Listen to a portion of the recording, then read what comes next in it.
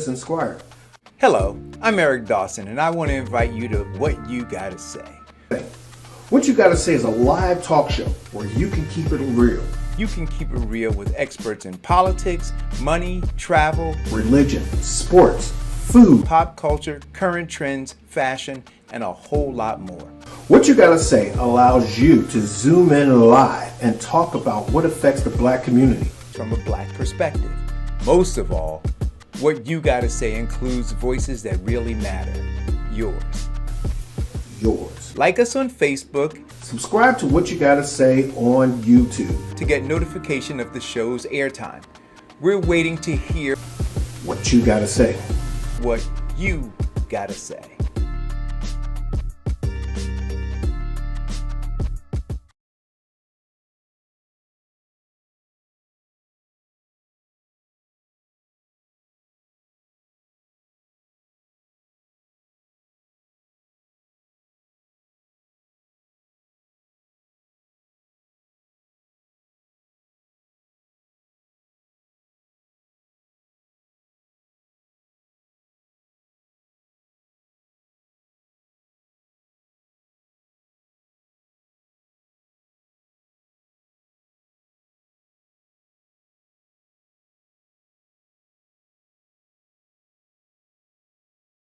On the show, he always says on the show, how long, right? That's always his question. But I change that. I always say, how long? Okay, I have to get the emphasis on long. And so we'll be discussing how long, based on Dr. Martin Luther King Jr.'s book, Where Do We Go From Here? We're living in tumultuous times. There's a lot going on. And we have to have solutions, and hopefully we'll glean some solutions from some of the words that were written so many decades ago by Dr. King. So you've already seen one of the members of our esteemed panel. Let's introduce the rest of the stars of the Three Wise Ones. Well, let's start with, he hails from Pennsylvania. New Beth Shalom is that correct, Rabbi? No, it's the New Shul of America. New Shula of America. Right. None other than our highly rated comedian on the show. Don't do that, Vincent. Don't do that. Rabbi Steph Risch. I appreciate it. Thank you. Also, he hails from Central New Jersey. He is the imam of your masjid. Islamic Center of Ewing. Islamic Center of Ewing. He is none other than our very own Imam Karib Bashir. Peace be upon you. Assalamu alaikum all. And newly implanted in Washington, D.C. She is the Army chaplain. And believe me when I tell you this woman wears hats that many women would wear at one time. She is a pastor, a reverend. She has a doctorate, working on her second doctorate, and sporting her new brand, Be a Lady and a Legend, none other than Army Major, Reverend Dr. Eshelarine Lang. Amen. Another good time together, y'all. Let's do it. Okay, now we're gonna get. I love how you threw amen in there. How did you get that amen in that whole litany of remarks? Amen. And we're going to get this party started right after this break. So we'll see you all in 2 minutes, 2 seconds. To small business. That's a great way to have generational wealth. If you're a minority business, you may be struggling to keep your head above water. Why? In 2019, the Black community spent $1.5 trillion because the Black dollar lifespan, 28 days Asian communities, 19 days Jewish communities, 6 hours a month in the Black communities. Major brands target the Black media, TV, and radio. That's why Blacks are brand shoppers. That's why they get a big slice of that $1 trillion pie. Your business needs exposure. You got quotes from cable networks and local radio. They charge a lot of money for a little exposure. Networking and social media is a full-time job to get part-time money. Let's look at a successful Black business model. Remember Soul Train? It was a new black TV show that Johnson Cosmetics increased the exposure of Afro Sheen and made billions of dollars for Bobby Johnson. Where are you gonna find a good show for a low price? We have a talk show called What You Got to Say. What You Got to Say is a black-owned talk show streaming live on YouTube channels, Facebook Live. What You Got to Say has a diverse audience from 18 to 62 years old, and their gross income range from $32,000 to $122,000 a year. That exposure will get you a good slice of the $1.5 trillion. Tell us about your business. May be able to get on our Black-owned spotlight. In 4 weeks, your business can go from surviving to thriving. To find out how you can get what's yours, email sales@squiresignage.com. They're waiting to hear what you got to say.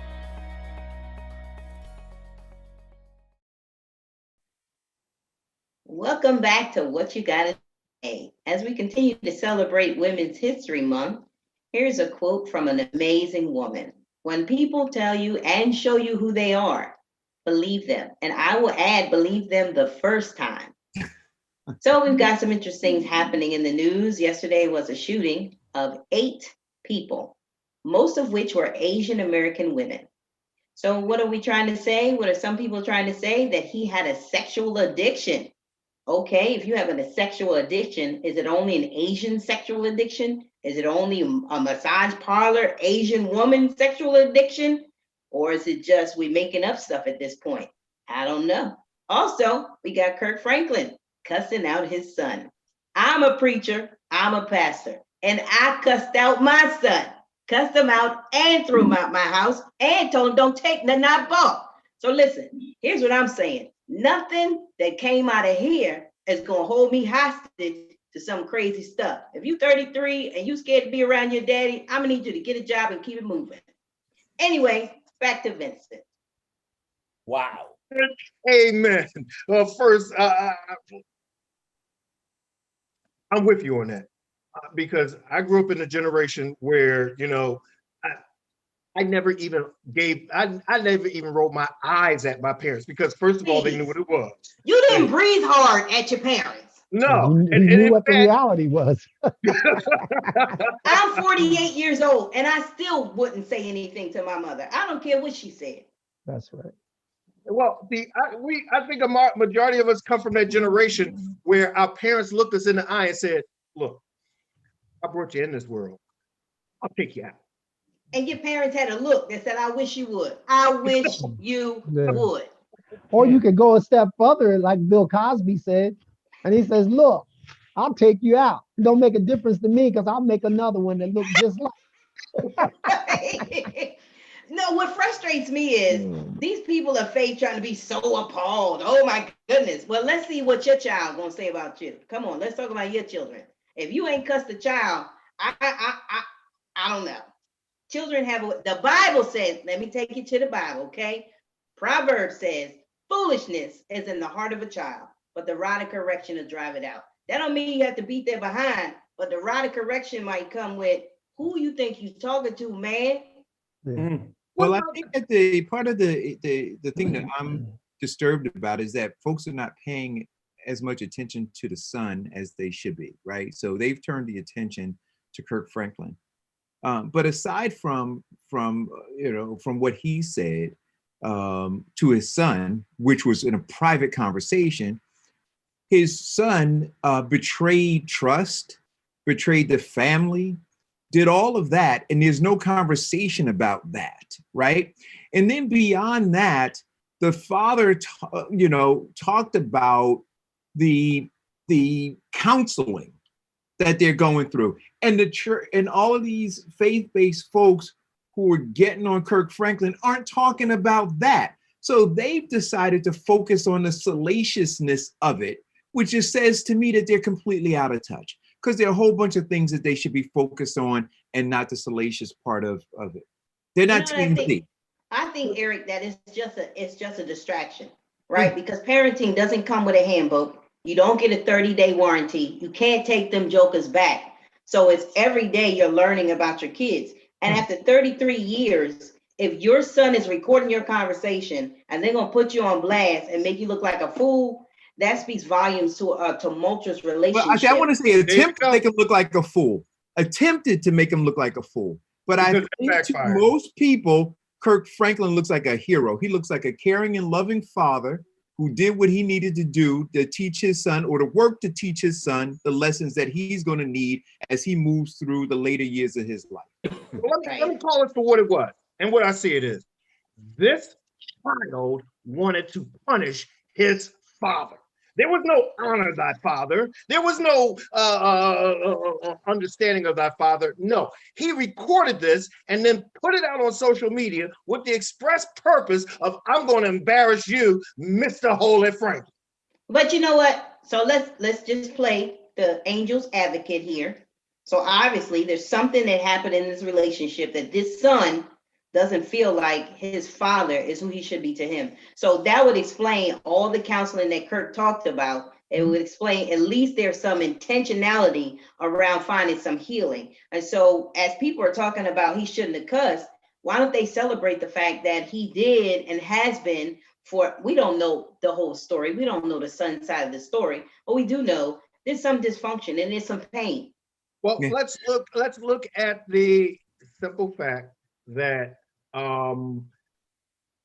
tell me any child or adult who feels like they didn't get something from their parents that they truly needed, wanted, or thought they deserved. Well, can I just, take us back to the book of Exodus for a moment, just for a moment. And I know, Vincent, I know you were there, so speaking one-on-one here. Yeah, I still owe Moses $5. You know what? You know what he says? He sent me a message. He says, keep the $5. It's not worth changing his opinion of you for $5, but I'm just saying. All right. Anyway, look, here's a kid who, gets tossed in the Nile, right? And then he gets fished out by an Egyptian princess. And she agrees to raise this child along with his own mother. So he has two mothers. And this is a world, this is the forming world where you get all kinds of messages. And he grows up either in the palace or in the slave quarters, and he doesn't really know who he is. And the first time we see that he develops any kind of an identity, he goes out and he sees this guy killing or about ready to kill something. So he kills an Egyptian. The following day, he sees a couple Israelites and they say, oh, you're going to do to us what you did to him. And he realizes he's got no home. He's raised in a terrible crucible. And the only place he finds any hope, any solace, any peace is in another home far away in the middle of the Sinai desert, by the way, with a brown family. So, Rabbi, yes, your time ran out there on the thing. So, thanks for playing our game. We've got some lovely parting gifts for you, and we'll give you an opportunity to come back to that in just a minute. However, wait, Vincent, $5. $5. I'm telling you. Okay, so this whack job goes into two different and decides to shoot up everybody. And here's the thing that I consider to be, as Eric Dawson so eloquently puts, maximum sophisticated confusion, or as the rabbi says, don't be quoting me. He blames it on a sexual addiction. He doesn't even have the courage to do what the rest of them did. Now let's look at the course of our last 4 years. And let's go back even further. We have all experienced these nut jobs who are losers in life, blame another race from it. Oh, with the exception of one who was a loser in life and he decided to shoot He Didn't Care from Las Vegas. Then we had the other nut job who was a loser in life and he decided to go in New York and shoot up everybody in a synagogue. Then the other loser in life decided to go to Walmart and shoot all the Latinx. And of course, my favorite loser in life who goes into a AME church and shoots 9 people. When is this stupidity going to stop? I think when people stop being radicalized. So we talk about terrorism outside of the United States. But our greatest threat is inside the United States. And these are young men. These are not older guys. These are young men who are far removed from the struggle, but have been indoctrinated with this hatred. Hatred, like enmity.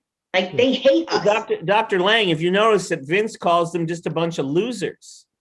So are they losers, or are they enraged, or are they I think they've been created. They've been radicalized. There's no way you could hate somebody that much just based on nationality or culture without somebody doing that to you. Really? I call them losers for the simple fact of this. Adolf Hitler produced a group of people who weren't doing so well, of course, during that really bad economic period. And he took all of those losers and said, the Jews were your problem. In America, these people look at people of color or people of different ethnic backgrounds who are doing well or better than them. They feel as though they're living, they accomplished the life that their white privilege should have, and they answer it by getting a gun and shooting up people. Losers. Yeah, what's interesting about this guy, though, is that his parents turned him in.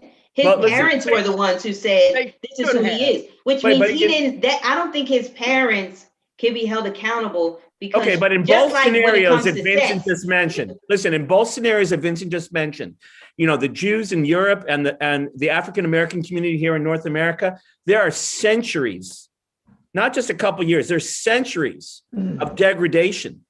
So that all of a sudden, Vincent's losers or Dr. Lang's, radicalized, are all of a sudden they have access to the microphone or to the rifle, and they go off. This is years of upbringing, years. Yeah, I would it doesn't appear out overnight. Years. It takes years. Without a doubt. But I would say that I agree with both being radicalized and being losers.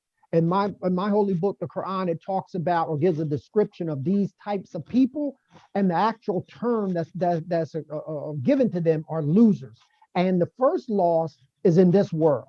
There you go. Here is the ultimate loss is they're losers in the next life. And as a believer in God and believer in the hereafter, then I believe that. It doesn't mean that we don't do what we have to do here, but at the same time, too, it gives us some type of solace that God will take care of them in the next life. I think it lets a lot of people off the hook, Imam. I really do, because there's no solace to the survivors. Take the AME Church in Charleston. What solace do you offer those people and their families by saying, "Oh, he will get his in the next world"? Actually, possibly some people will not get that. But from my perspective, I want justice here and now. But at the same time, too, I'm a true believer that God's promise is true. As my holy book says, it says, El Haqqu min Rabbuka fala takum min al-mumtarin, and it's translated as the truth comes from your Lord, so be not of those who doubt. So I don't doubt what has been given, and that is they will be losers in the next life. But let me ask you, because I want to stop for a second. So look, no doubt he did something horrific. And, I think that he should be punished. But according to all of the books, for those who seek redemption, isn't there redemption? And so this guy, I don't know how old he is, but if he goes to jail and he seeks redemption, so we've already condemned him in the life after. I say he no. He didn't. I didn't condemn that because you said loser in this life. You said loser in this life and the next, but we don't know about the next yet. We don't know. No, because here's this: the description of what certain people do, according to Scripture, my Scripture, and I believe others as well, it make you believe that this will be their fate. However, we are still not to judge because only God knows for sure. So, but then again, we do what? We leave that up to Allah. We leave that up to God. Imam. But let me just say one thing, because I can see where this conversation might lead to. In no way whatsoever am I saying that, okay, we don't seek justice. We don't do the things that we have to do in this life. I'm not saying that. I'm just saying, as a believer in God, I still believe that God will take care of it in his way. I believe that. But Imam, I understand where you. Rabbi, real quick. Yeah. After you make your statement, take us a break. All right. So, listen, Imam, I hear you. I understand that, you and I are products of religions that talk about forgiveness. But I want you to know that in not so recent times, for a while now, we've drawn the line, and we go back to Moses, and he says to God, if you cannot forgive them, erase me from your book. And so we say to this day, there are those, and I'm going to say this to you really loud, there are those who get erased. And they cannot seek forgiveness. And I would just say to you, the Jewish community will never forget, and we will never allow Adolf Hitler's name to enter into heaven, ever, no matter what he did at the end, never. And that's why we say never again. So when we say, I rise, when we say I rise, we say there are certain others who will not. We endured long nights of slavery and degradation. There will be those who cannot. They cannot seek that forgiveness. And I agree with you on that. Actually, in my faith too, there's been certain people who are actually been designated that they will be citizens of hell. But at the same time too, we're warned about actually saying this person will go to hell or whatever. But we can look at the descriptions that are given, the acts that they committed. And within our own selves, we can say, I don't want to make light of it, but I don't think he's gonna make it. Okay. I had a pastor who said this. If in heaven we do not meet, I pray to God you can stand the heat. We're gonna come back in 2 minutes, 2 seconds, because I can't get any of these guys to take us to break. Working to encourage young men and develop leaders. You focus on really developing future leaders and on mentoring as a big component of your work. Yes, we believe in mentoring, and we believe in helping young people become real strong role models in the community.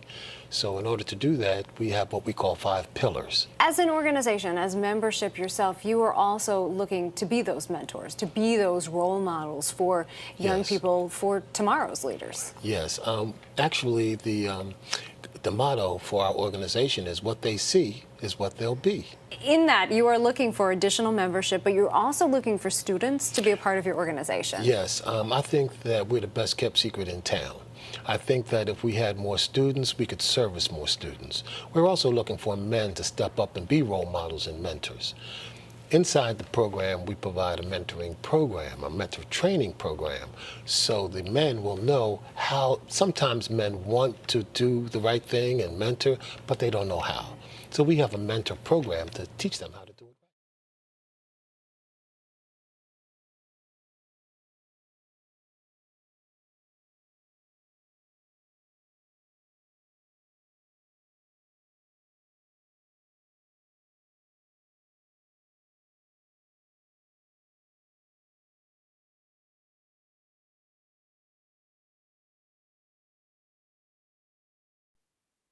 Hi, I'm Eric Dawson. Welcome back to What You Gotta Say. I'm here with my co-host Vincent Squire, but more importantly, Vincent and I are here with 3 amazing folks, the 3 wise ones.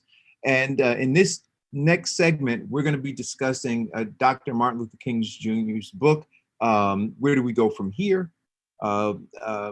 He explains in the book, all of the issues that he was encountering during that time, 4, 5, 6 decades ago, and how tumultuous they were, and the pathway to get to a better place.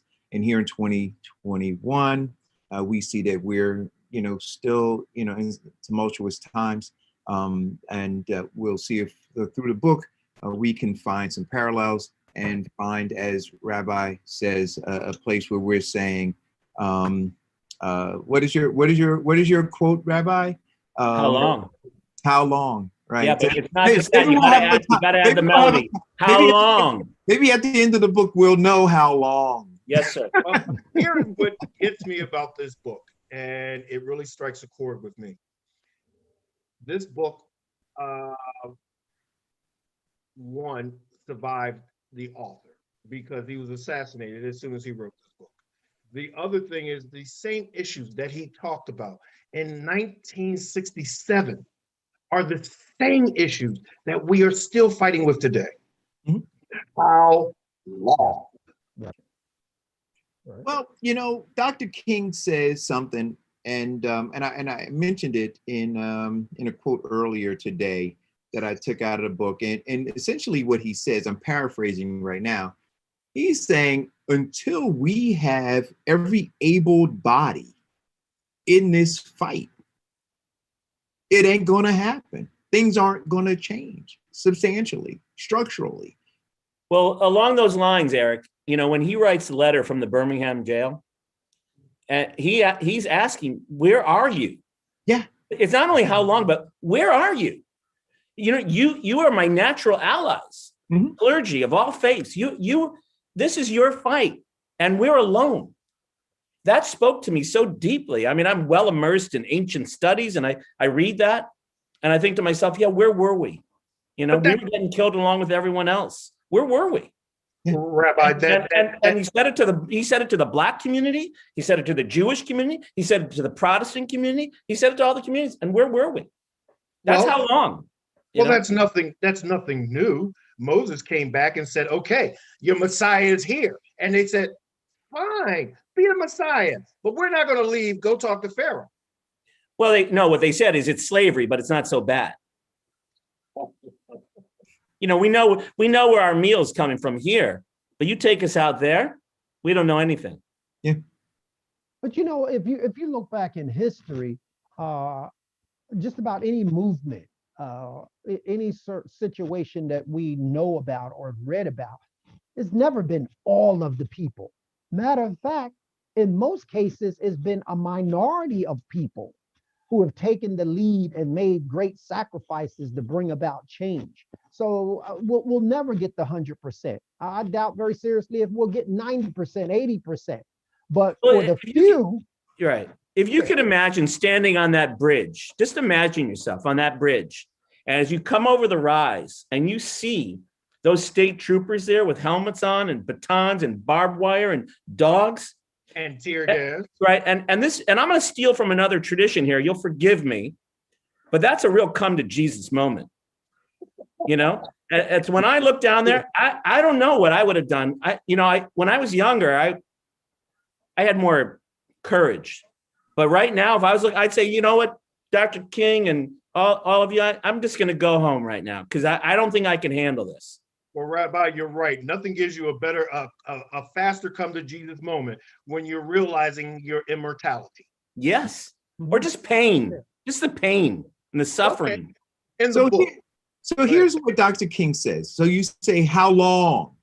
He says, no great victories are won in a war for the transformation, because these are the words we're transforming, right? He says, no victories are won in a war for the transformation of a whole people without total participation. Less than this will not create a new society, right? And I'm going to go further and say, not just a new society, but a new world order, right? It's not just a new society. It's a new world order. And it's going to require total participation in order to do this. Well, you know, Eric, part of the problem with that is the expression, a new world order. That scares all the people that you need as your colleagues. Yeah. That's a scary statement. Yes. You know, you got some white folk out there and you have Eric Dawson and say, come on, we need a new world order. All of a sudden they're going to go home because, wow, there's nothing more disturbing than a new world order. Right here, I got my 3 square meals. Out there, I don't know what's going on. Right. New world order, I'm going home. Well, according to this quote, that'll never happen. It'll never happen as long as you have 20-year-olds killing Asian women based on a sexual addiction. And not only is the larger community not holding his feet to the fire, but they help to cover the lie of it. So as long as you have issues like that, look at the pandemic. You have 500,000 people died, and still that means nothing. There's still no commonality. The last time I think all of us came together was 9/11. And how long did that really last? Well, and even then, it was not everyone, because there was a lot of conspiracy theories out there. So I don't think that ever be 100%. Matter of fact, if we look at some of the great prophets that came before us, when we study the history, a lot of them only had a small amount of people that followed them. Right. I mean, look at Noah. The man was around for what, about 800-900 years. He only had like a couple people. Well, let's look at it. So one man, but that's what it takes. It takes Yes. one man. It Right. takes one man who's willing to speak truth to power. It takes one man to look at the injustices that we suffer. It takes one man to make that actual blueprint for a true equality. Well, true okay. Or All right, woman, take a little man or bit, just woman. take a slight look at Muhammad Ali, Cassius Clay Muhammad Ali. And, he, all of a sudden they draft him and he says, you want me representing you to go to Southeast Asia and shoot the small Asian brown man? And I can't even achieve anything here as a black man in America? And when he said that inflamed everyone, especially the FBI, and they went after him like a serpent. Yes. And so you're one guy, you're right. A lot of people listen to him, but you're one. That's a come to Jesus moment. He's scared over the bridge. What inflamed the corporation of white supremacy is the simple fact of realization that you're not as stupid as they thought. And that's what Muhammad Ali did. Yeah. But let's get back to the book. One of the things in his blueprint for the inclusion and equality and justice is that we needed two things. One, we needed economics. Two, we needed a political platform. Why? Because they tend to go hand in hand. We're in a capitalistic society. And here's the thing for those who don't know, who truly runs our country are the big corporations that back these politicians. Because when they back them, they no longer speak truth to power. When these corporations back them, they no longer look for your best interest. They look for the interests of those who are donating to their campaign. Just go back and look at what happened to Marcus Garvey. They shipped him off to the Caribbean when he got too powerful and spoke a language, that this would almost be Eric's language, New World Order. And they just tricked him. And they legalized him or illegalized him, and they sent him packing, and he never got heard from again. Here's what a challenge I have, right? There's always two sets of rules. There are two sets of rules. Let's look at just this small business EIDL, right? When it first came out, everybody got it. It was only like 5 questions. You didn't have to prove nothing. You just got it, right? A bunch of white people got it.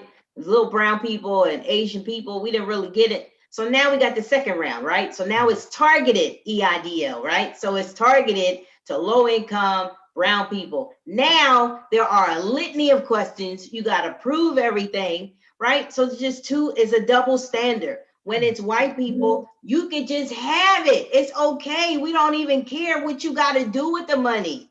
But now that it's targeted and that's brown people, now we want to know everything. But in the book, he talks about it as white backlash, right? Because the idea is, as long as whites believe that they were fighting to not have us lynched anymore, right? Fight to not have us brutally beaten anymore, that worked well with their souls. But when you now start talking about equality, that's a problem. They don't want to do that. And that's what he talks about in the book. So there's the white backlash. They said, didn't you get enough? Didn't Negroes get enough? Why we let you free? More? And here's what they said. Say it. Eric, this is what they said. We saved you from getting lynched. Why do you need to move into my neighborhood and reduce my mortgage? But wait a minute. In 2020, the Speaker of the House said, didn't you get enough? You got a black president. I mean, I want you to understand this. And by the way, there are a lot of people that say that because we had a black president, we got Trump. Listen, just like Color Purple. And she said, will you be my maid? And she was like, no. She said, I've always been kind to you coloreds. So it's almost as if we owe you something for not killing us. Yeah. See, we're never gonna make you equal. No. We're not gonna do that. We owe you something for allowing you to be the commodity of our wealth. But you know what's really kind of a little scary about the whole concept that we're speaking about now is that you have people who consciously are aware of this issue. But what's scary about you have so many white people that this is unconscious. They have these thoughts about superiority. They have these thoughts about we gave you something, but they're not even aware of it. Right. And it just perpetuates and perpetuates. Is And there you know an what, Rabbi? income? No, you know what, Imam?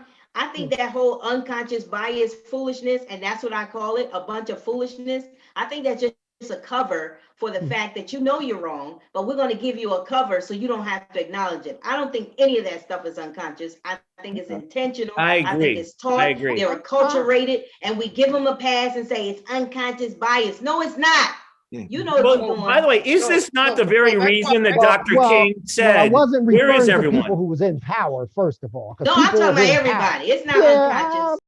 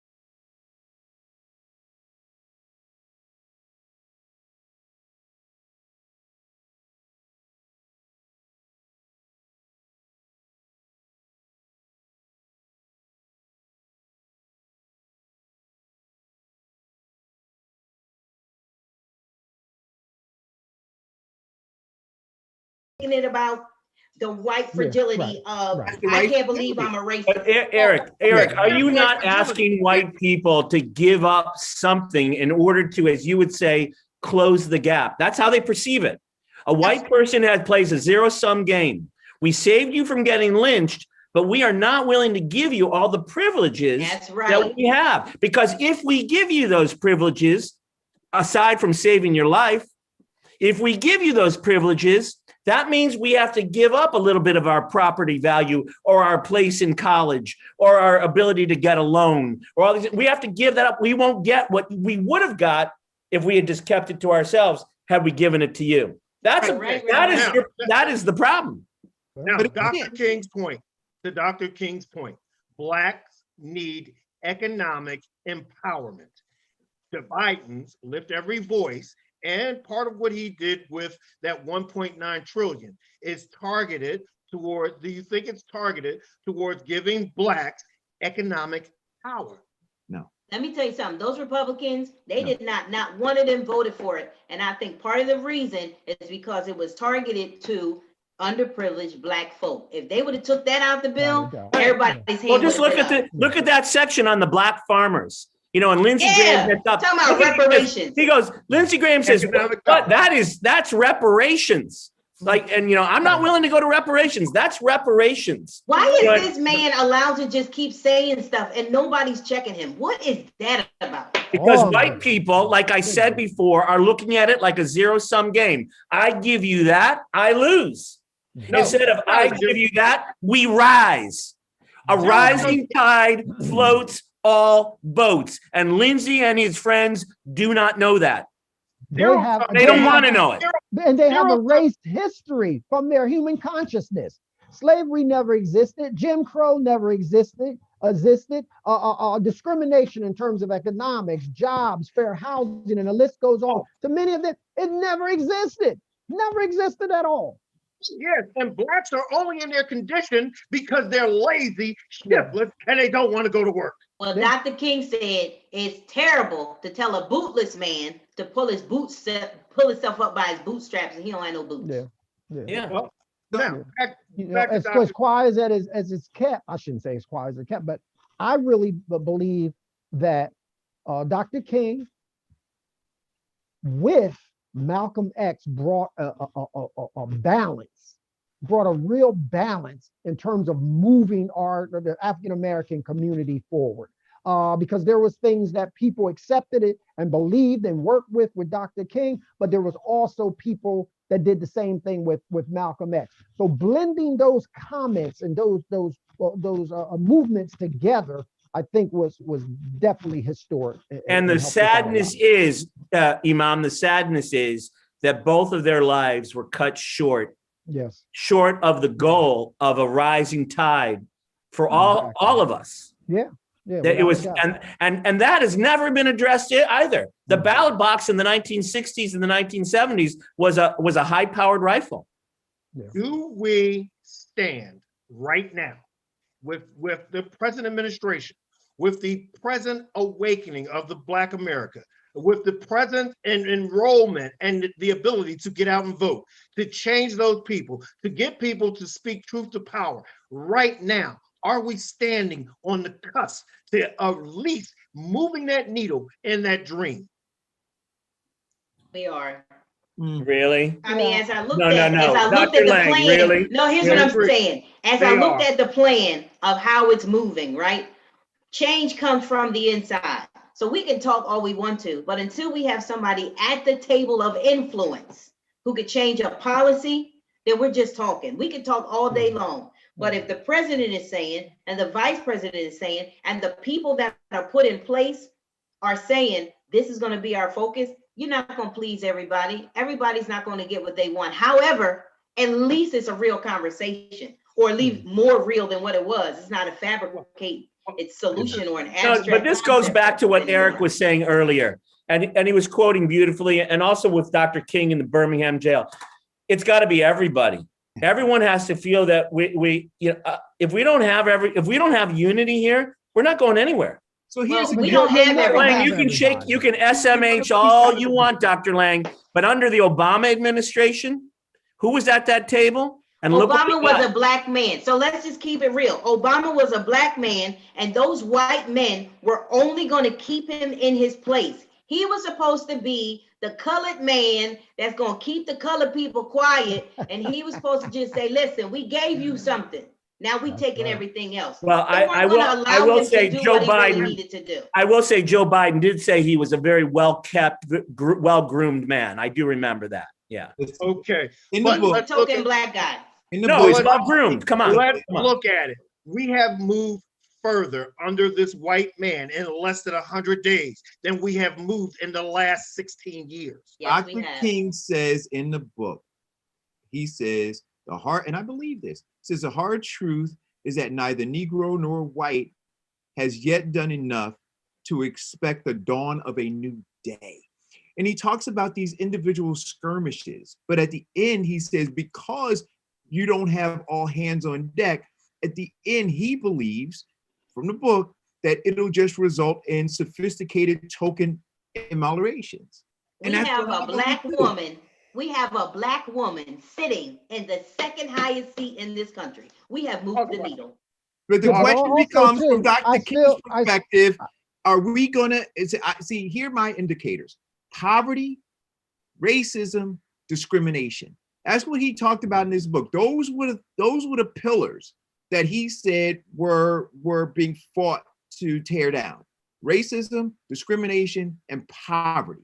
So when I look at what's going on, I'm saying to myself, are we, so we can dance and do a bunch of stuff. We can have these smoke mirror, all that. But these three things are critical. And I believe, again, that we have to have everybody. Yes. Okay. Well, yes. I don't think it'll never happen. You know what's funny? You know what's funny? I'm looking at this screen right now. I'm looking at Dr. Lang shaking her head and Eric shaking his tail. You know, and Okay, go ahead, because you were cut off, Iman. I just said it will never happen. You'll never have 100%. But at the same time, too, whatever percentage we have to break it down. You have 3 levels in terms of standing up for justice. This is a quote by the Prophet Muhammad over 1400 years ago. He said, if you see an injustice or if you want change, then you should change it by action. Yeah. He said, if you can't do that, then speak out against it for change. And he says, and lastly, if you can't even do that, then at least feel bad about it in your heart. But he says that is the weakest of faith. So when we look at all those 3 levels, I think we have more people in unison than what we think, but we'll never have the 100%. There you go.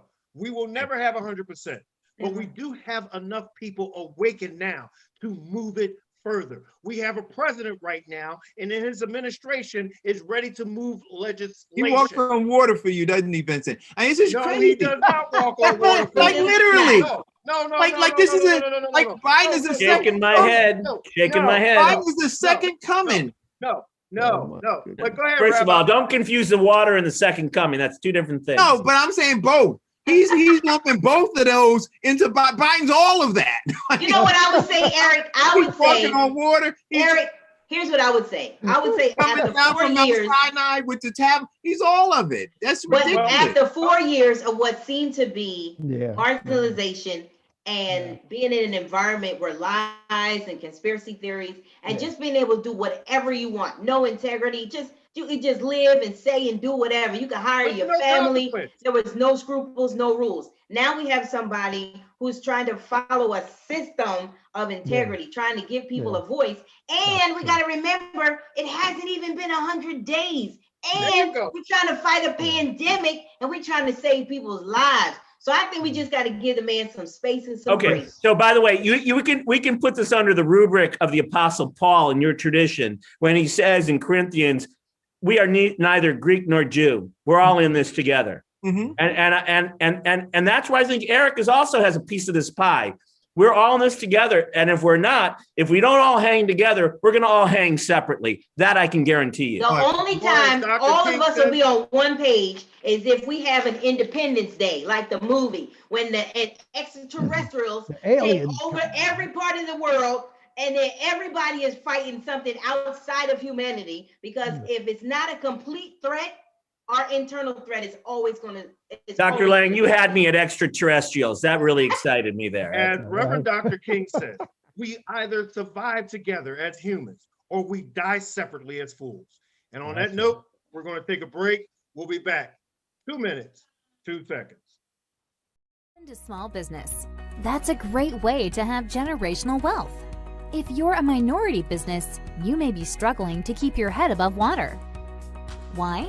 In 2019, the Black community spent $1.5 trillion because the Black dollar lifespan, 28 days Asian communities, 19 days Jewish communities, 6 hours a month in the Black communities. Major brands target the Black media, TV, and radio. That's why Blacks are brand shoppers. That's why they get a big slice of that $1 trillion pie. Your business needs exposure. You got quotes from cable networks and local radio. They charge a lot of money for a little exposure. Networking and social media is a full-time job to get part-time money. Let's look at a successful Black business model. Remember Soul Train? It was a new Black TV show that Johnson Cosmetics increased the exposure of Afro Sheen and made billions of dollars for Bobby Johnson. Where are you gonna find a good show for a low price? We have a talk show called What You Got to Say. What You Got to Say is a Black-owned talk show streaming live on YouTube channels, Facebook Live. What You Got to Say has a diverse audience from 18 to 62 years old, and their gross income range from $32,000 to $122,000 a year. That exposure will get you a good slice of the $1.5 trillion. Tell us about your business. may be able to get on our Black-owned spotlight.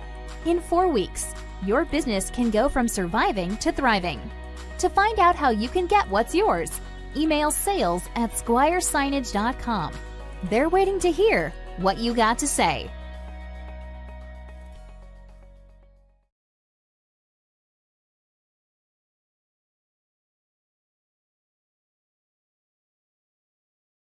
Welcome back. As always, this is one of the most passionate conversations in my week. So we were talking about Dr. King and his book, Where Do We Go From Here? From Chaos to Community. And we're relating it to what we're experiencing today. One of the biggest points that he said in his book was social justice. For people of color, do we have social justice? No. And what we were talking about during the break was, you were talking about through DNA and other things, folks who were falsely accused being released, right? But if they're being released and they're not made whole, right? So there's no repair, right? So somebody's been in jail for 40 years and then you let them out. I'm saying much like when the enslaved Africans or those descendants of them were freed, right? And they were told by the government, we're gonna give you 40 acres and a mule. We're gonna give you a basket with, you know, some stuff to begin planting with, because they understood that we had taken so much from you and we need to give you something to begin to start with. So now you got this person 40 years in jail or 30 years or whatever, and you just let them go. I'm saying you got to give them. Can I ask a question as an ignorant question? But does anyone have any data on the attitude of the enslaved African Americans upon either the emancipation or the end of the war, Juneteenth? Did they want to go? Did they know where they were going to? Did they feel free enough to venture out? Does anyone know? Yes, I do. In fact, I did some research on this for a June 19th thing. And remember how we talked about in the earlier show, one of our earlier shows, of June 19th and how come there was never a celebration of it? This is exactly why. Every time they lift their voice to sing, to cheer, to give praises for being free, they were met with rioters. They were met with pushback. They were met with white men with guns who killed, hurt, and basically tore them up, to the point where the only time they celebrated the freedom or the emancipation was Sunday, New Year's Eve, at church. Yeah, but when they went out of the plantation world, I'm just going to assume that was a world of plantation, industry. When they went out, did they say, "Oh boy, we're going free," or did they say, where do we go from here? Well, many did. I'm sure it was a bit of all of that, right? It was both. I mean, the Israelites back in the desert, they're like, we don't want to go. We don't even know what's out there. Right. But that's what I'm saying. So these people were institutionalized, right? Over centuries, they were institutionalized. Yeah, but the question is, in 1865, Eric, what new institution, and I think we've been over this, but I want to hear it again. What new institution were they on Juneteenth, 1865-ish? What institution was that? Yeah. I've heard it's Jim Crow, but maybe my timeline's off. Right. That's what they ran into. Part of the backlash. They ran into Jim Crow. That's absolutely right. I mean, think about it. They were the commodity to the wealth and power of all of those people they were now freed from. Okay, but to what extent? Let me just ask this question. I'm ignorant.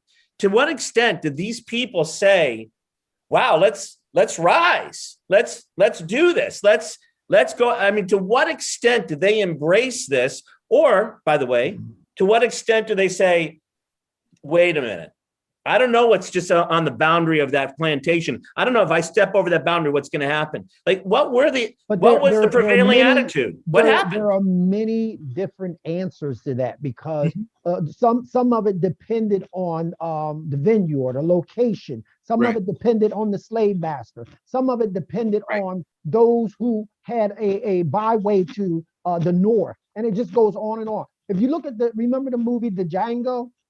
And he actually opened the gate, or they were in jail or whatever. He opened it up and says, come on, you're free. They said, man, look, I ain't going nowhere, Jack. I don't know what's out there. I'm staying right here. If we could, the greatest, there were two major points of social injustice for the people of color in their communities. The first was the social injustice of mass incarceration, which they were again used, arrested, falsely accused, and sentenced. Why? Because big corporations that are still in existence today use those slaves as product or commodities of their wealth. Didn't voter suppression happen before that, though? People kept people from voting. Huh? The 13th Amendment says slavery is abolished, except if you go to jail. There you go. Yeah. 13th Amendment. If you go to jail. Correct. Yeah. Except you are no longer considered an American citizen if you are now sentenced. If you are no longer under the protection of the Constitution if you are sentenced. And then understand this too. You had all these black codes, right? See, we have to have the conversation about that as well. So just make it a quick one. And all of the, I'm sorry. Just make it a quick conversation. Yeah, no. But I'm saying all of it was designed to maintain the structure, the social hierarchy, right? Which kept blacks or enslaved or formerly enslaved Africans or the descendants of them as the commodity to the world. And that struggle still continues, right? That's the game. It's like, no, we're not gonna we can't let you be free. Excuse me, it was personified by the quote unquote, what people used to call the quote, first black president, Bill Clinton. Listen, wait, again, I just want to seek some clarification. I want to seek some clarification. Is it possible? I don't even know, but I know that in general, people learn from their oppressors. They begin to embody their oppressors. I know that happens. We saw it in the concentration camps as well. So what I want to ask is, was there anything within the Black, African-American, Black, brown communities that suggested there were people trying to hold their places in that? Yes, there were. But is that a problem? Is that what Dr. King was not saying to the Black community? No. We're going to address that, but you cut off Dr. Lang. Well, I will tell you, if brown, I would say to that, Rabbi, that the white oppressor was very evil. And if Black people learned and acculturated to that, everybody would be dead. The challenge that I think white America has is that as Black people, descendants of people that they murdered, raped, and brutalized, we're still not trying to kill them. We're still not being as evil as they are being. And that's what they can't understand. Yeah. We didn't learn that from our oppressors. That's what they fear. That's what they fear. No, after the Haitian slavery revolt, the whites in the South were freaked out. They tried to sanitize that. That was one of the worst episodes in humanity. And today they still try to sanitize it. Which is what? I'm sorry, what did you say? The slavery that existed in this country. It was horrendous. You can't even go back in history and equate it to anything. Well, hold on there, Imam. No, you can't. No, Imam, just open up your Bible. I know that you've got the Quran, but you respect the Bible as well. Yes. Just go back to your book of Exodus. Okay. It was not pretty. It was not pretty. Oh, but this is that's what he's saying. That same level of brutality and atrocities of inhumane treatment towards men happened again. Yes. And that's what she's saying. The most incredible thing that they've always talked about in terms of slavery was the rebellion under Reverend Nat Turner.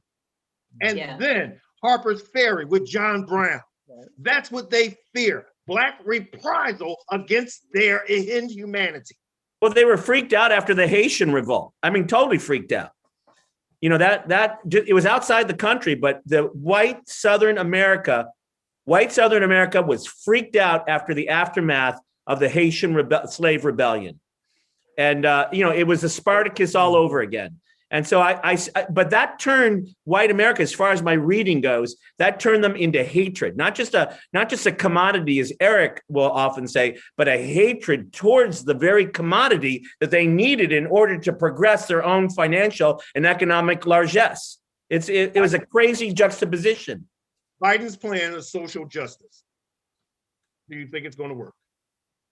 It has potential. I would say it has potential. I will say that as long as there are two sets of rules, it'll never be able to do what he wants it to do. Like, we'll take the crack era, right? When black folk was strung out on crack, they went to jail. But when white people were strung out on opioids, it became an epidemic. It became mental health. They didn't go to jail. They went to rehab. So as long as there's a double standard, it'll only go as far as that'll go. It reminds me of Kamala when she says, Vice President Biden, that little black girl was me. Right. And she changed her tune. When you ask if it'll work, I'm going to ask you, what is the end goal? And then I'll tell you whether it's going to work. To do what? Well, here is the end goal: to now level the playing field. Or no, it won't level the playing field. Dr. No, Lang it won't said, do that. It won't go through the two different rules: the system of justice for a white man and the system of justice for a black man.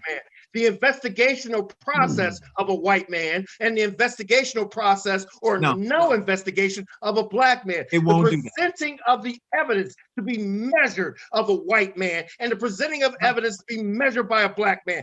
To be judged for a black man. You asked the question, I'm saying no. By a white man. Okay. No, it won't and when you can stand and tell a mob of people to go to the Capitol and make some noise, and you still don't get held accountable, and they still say it wasn't your fault. When you did it on prime time, everybody saw you, everybody heard you, everybody watched your people bust down the wall, bust out the windows, shout to kill Mike Pence, put up a thing on the thing to hang Mike Pence, and you still get away scot-free at your resort in Florida, and you cool in the game. And then, Reverend, and then beyond that, look at the guy they were going to lynch. He's now back in the fold. That guy that they were going to lynch, he's back in the fold. Why? Because at the end of the day, he's white. And he said, we got to keep this structure in place. So he fell back in the guy they went there to lynch. Okay, so wait, but Vincent's, to Eric's question, what is it going to look like of what we want? I'd like to know what that should look like, because I already know from Eric that it's never going to happen. And I already know from Vincent that he's got a great sermon about it. You're almost like Martin Luther King, by the way, Vincent. But I got to tell you something. Eric is right. It ain't never going to happen. Yeah. Well, I believe that we will unite the people, and what I'm looking for to happen, brother. See, the red hills of Georgia. Is that my son, that son, that Eric's son, that the Iman's son won't have to worry, and we won't have to stay up late at night to worry that our son may be picked up by the police. Vincent, we're going to mute you. All right, we're going to mute you. For me, right? If I saw a large group of people within the Republican Party, right? Those senators and those congressmen and women, if I saw them start to revolt, right, based on what they saw, then I would go, okay, there's an awakening. Something's happening. If I saw that, but I don't. I see them circling the wagons, right? Okay. And because they're circling the wagons, I'm going, no. Okay, well, thanks for joining us, everybody, because we're now 3 minutes after 5 p.m. And what we are going to do, for those of you who are on Roku and a couple of other channels, this will cut off if it hasn't cut off already. But for those of you, we're going to have the after show that's continuing right now on YouTube. Now, for those of you, and this is about to cut off, for those of you who have been following us and listening to us, thank you. We appreciate it and we love you. But in closing, for all of you, I want you to know this. Dr. King was absolutely right. For us to bring about this change of economic, social, and oh God, a lot of injustices. For us to close the gap in terms of wealth and reducing poverty, it's not going to be one person. It is going to take all of us to stand up. As my father said to me as a young man, son, if you're not willing to stand up and fight for what you want, you don't deserve it. So if you're not getting into this fight right now, in this period of awakening in our country, then you don't deserve it. I'm Vincent Squire, on behalf of the Three Wise Ones and my co-host Eric Dawson. For all of you on Roku, thank you. We'll see you next week. Let's continue this. Go ahead, Eric. Malcolm said, nobody's going to give you freedom. He said, if you want it, you got to fight for it, right? And so there's gonna have to be a fight. Like people are trying to do this without major sacrifice. You know, and you had people. You had Malcolm. But Eric, can I just ask you something? This fight you're talking about? Martin, who was willing to make the ultimate sacrifice. Eric, the fight you're talking about, what has to happen? I'm just curious. I'm just asking the question. It's not a challenge. No, what has to happen? Do we need Martin and Malcolm again? No. Where are they? You're going to need a woman. You're going to need a woman.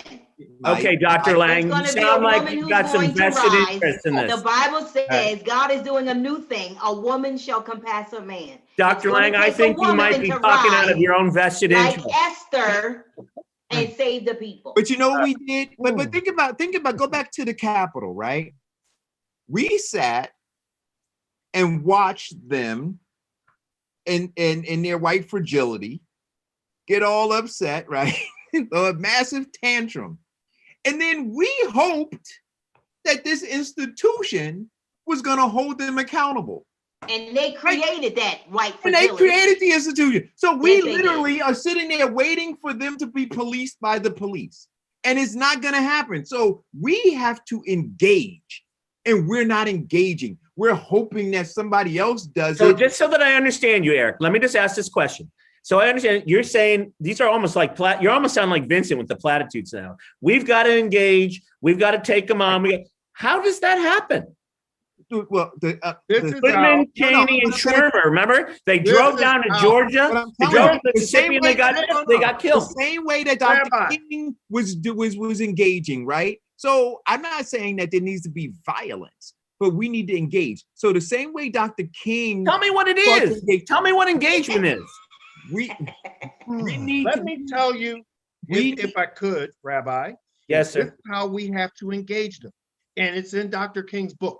Okay. First and foremost, we need to now start getting into the faces of all of these politicians. Why? Because now they don't want to repeat of the Biden, because they know he's not running, and the next one is Kamala Harris. So we need to make sure that this gerrymandering stops. We need to make sure that they stop legislating this voter fraud and stealing the votes. We need to make sure that they stop all of this craziness so that our numbers can be counted. That's the first thing. The second thing is by the midterms, we need to do everything possible to get out there, and all of those Republicans who didn't vote on this package, all of those Republicans who sat up there and said, oh yeah, Trump's not going to be impeached. All of those Republicans who sat up there and let all this 4-year crap that we've been experiencing happen, they need to get out of office. You know, Vincent, again, some of them do nothing Democrats. It's a beautiful sermon. It's a fiery sermon, but you're not telling me how to do it.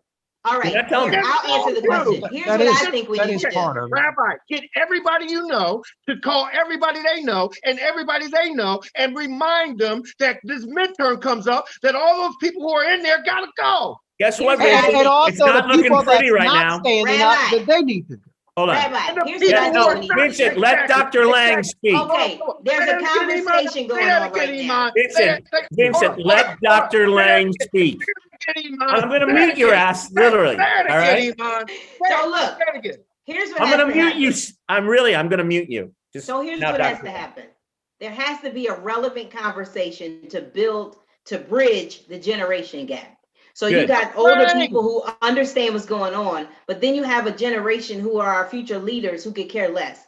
But there's a conversation going on right now between Candace Owens and Cardi B. Now, why is that conversation important? Its conversation is important because Cardi B is an influencer in the younger generation.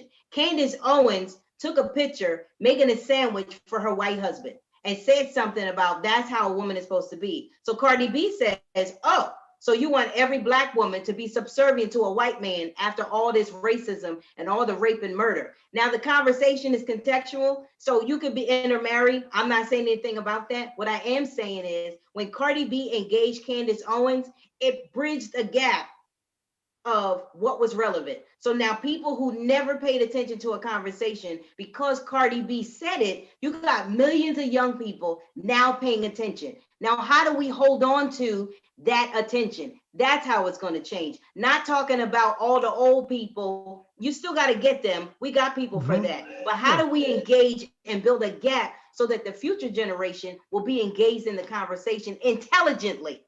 Dr. Lang, I'm all for that. I just don't know how we're going to do that besides the sandwich conversation between Cardi and Candace. I don't know how we're going to do somewhere. Here's the thing, Dr. Lang. I love it. It sounds great. But you know what? I'm tired of talking. We still got to talk. You can't do nothing else. Oh my God, Vincent, what if you're not talking, what are you doing? What are you doing if you're not talking? You're spouting, you're doing a lot of spouting, but what are you doing? I tell you, but you know, we got to keep this conversation PG.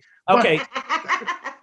Listen, if you tell me you got a driver's license and you're driving people to the voting box, okay, that's something. But it's got to be bigger than that. And it's got to be bigger than Candace and Cardi. I'm sorry. Believe me, Vincent does a lot. Vincent truly does a lot to make change. But one thing that I do not do, I'm not going to sit up here and toot my horn. I'm going to put the work in. I'm not going to sit up here and brag about all that I do. I'm going to put the work in. I'm not going to sit up here and publicize, because all that is to a lot of people is me grandstanding and doing it for my own self-interest. No, there are a lot of things that I do to make changes. There are a lot of people that I endorse. There are a lot of people that I do a lot of different things, including buses, to make change.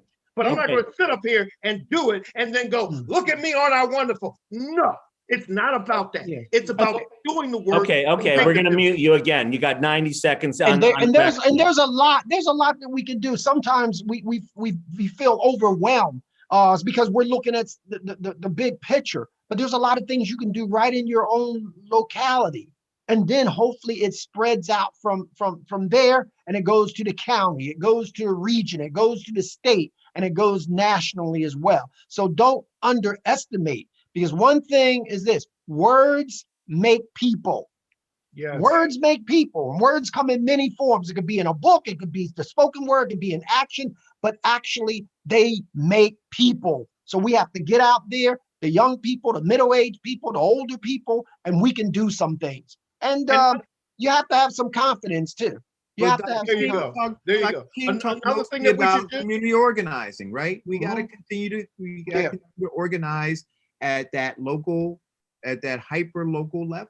Yeah. And the other thing that we have to do, another thing we have to do is to remind people of the power that they have in just that one vote. Oh, yes. That one vote. Well, you know, if there's power in the vote, and we all know there is, then there has to be a nationwide conversation, or at least a regional conversation about voter suppression, because that is the biggest threat to voting right now. Right. And that's, if you want to talk about engagement, that's where we all should be at right now, getting people to vote and making sure these state legislatures stand down.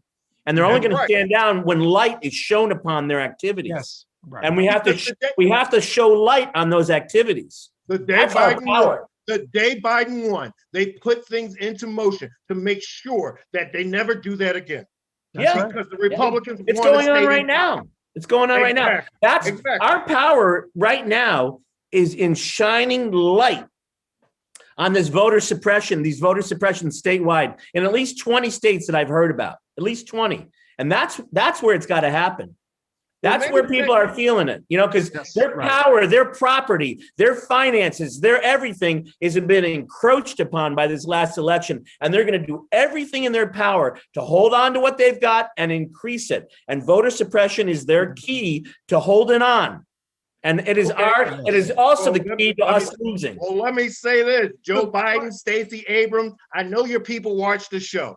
Could you please get on it and give us some insight on how we can organize to get this power going? That is the conversation, and that is the engagement. And the other thing too, people have to have enough courage to call it for what it is. There you go. Even on this show, a lot of the things that we discuss, when all the dust clears and settles, you know what the common denominator is? Racism. Yeah. And so people who are in the limelight, they have to have the foresight and the courage to call it what it is. Yeah. But we have to. And by the way, Imam, don't think for a second beyond voter suppression. Don't think for a second that filibuster, Mr. Filibuster, you know, Mr. Buster, he is the number one key to retaining control by these people of the future.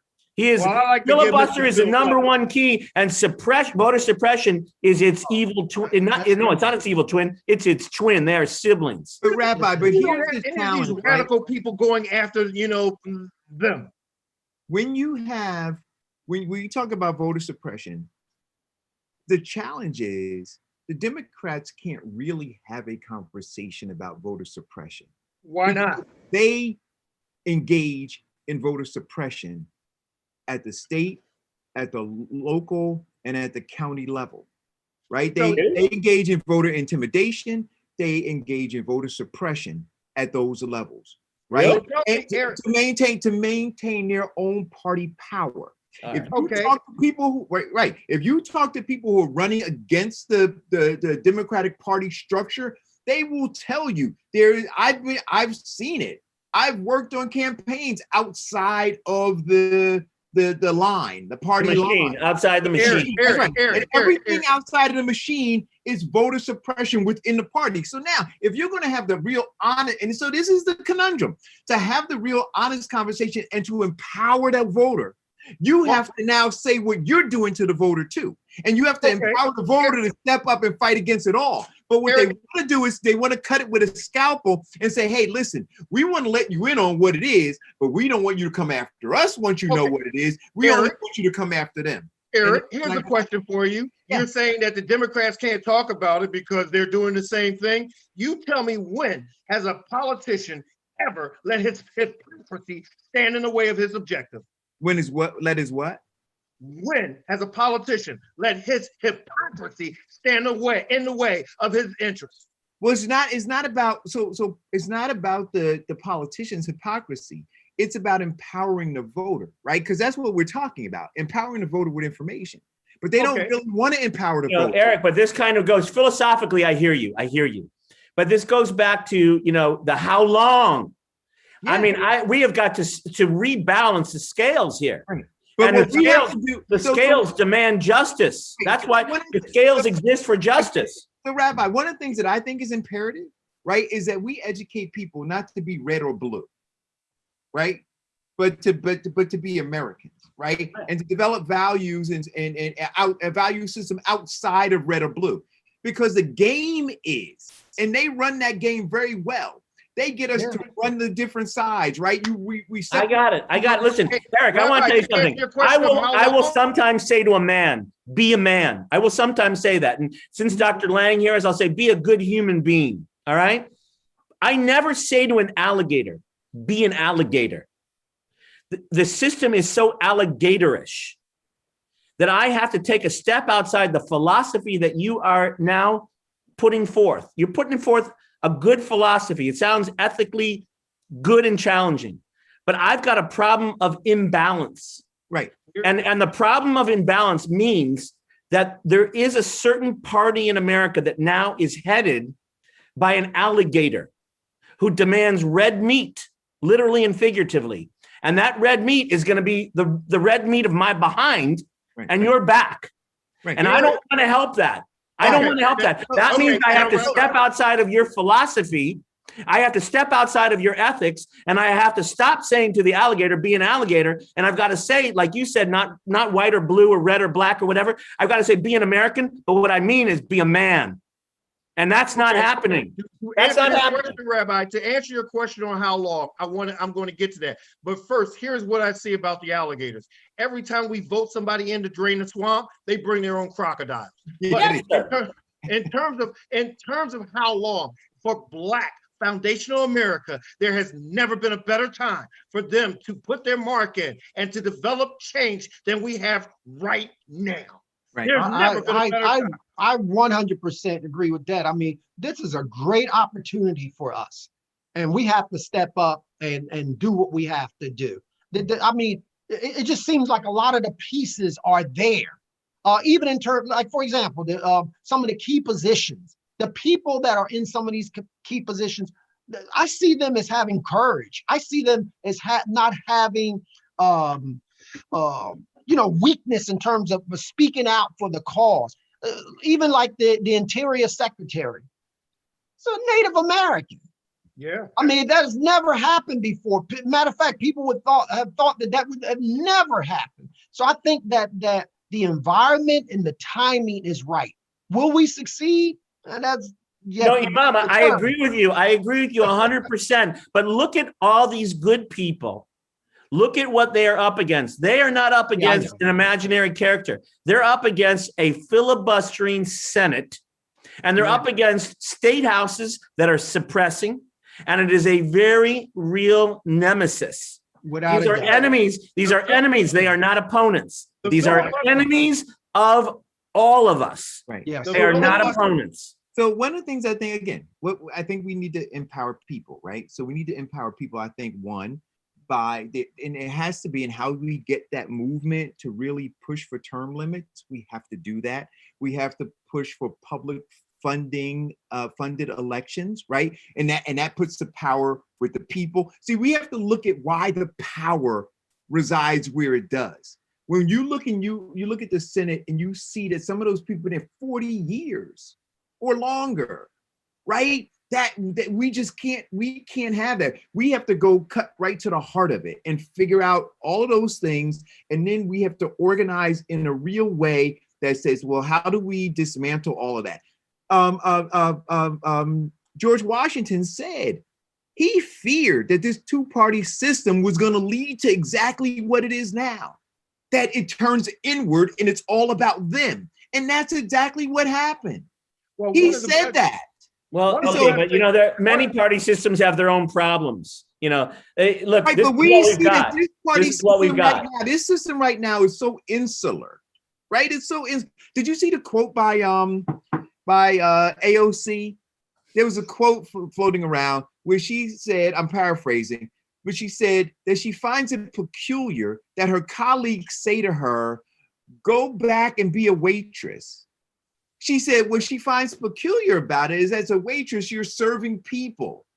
And so being there, that's what you're there to do. But they're so far removed from it that they don't believe that they're serving people.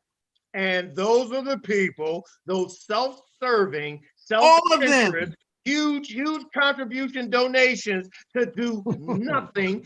Democrats and Republicans have to go. I would say that listen. So when we put our enemy list together, right?